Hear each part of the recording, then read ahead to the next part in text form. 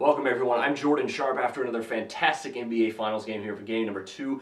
The series is tied 1-1 heading back to Cleveland, and once again the Cleveland Cavaliers have shown their doubters the door and tied the series and taken home court advantage away from the Golden State Warriors. Now as this series shifts back to Cleveland, time to take a look back on what we learned from game number 2, and I think the biggest lesson we learned in game 2 is never underestimate the heart of a champion. Rudy Tomjanovich has never spoken truer words, and Lebron James has never acted them out in yet another Hall of Fame worthy performance. LeBron dropped 39 points, 16 rebounds, and 11 assists, and even though he's shooting horribly from the field, he's still getting it done on every end of the court, and it's one of the biggest reasons why the Cleveland Cavaliers are heading back to Quicken Loans Arena with the series tied at 1 game apiece. Now, the big question is, with only a day to travel and turn around before game number 3 here in Cleveland on Tuesday night, will the Cleveland Cavaliers be able to recover after a very hard-fought and another overtime game in game number 2? In his post-game press conference on the court, on his post-game interview, on the court, LeBron James looked absolutely exhausted.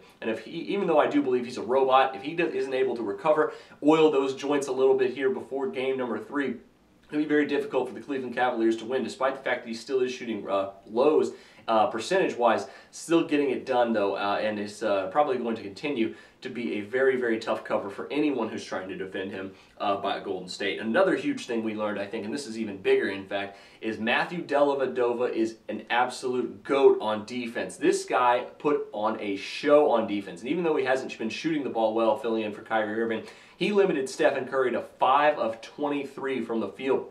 Absolutely incredible. Stephen Curry still shooting lows continue for this series, but he could light it up at any time. Klay Thompson did take over a little bit in game number 2, but it wasn't enough, despite the Warriors making a run and forcing overtime once again. But while he's on the court, Matthew Dellavedova and the Cavaliers have their opponents have an offensive rating of only 99.2 as opposed to 104.7 when he's off the court. And all of this combined looking like could be yet another lower scoring game in game number 3. Both games 1 and 2 were lower scoring. They both would have went under the total if it wasn't for game 1 going into overtime.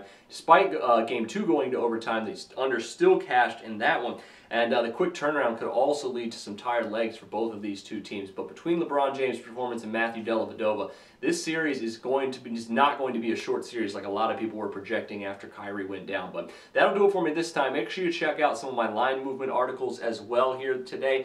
And looking forward to some more NBA picks heading into Tuesday night's game number 3. But until then, I'm Jordan Sharp, and this has been another edition of the Sharp Pick.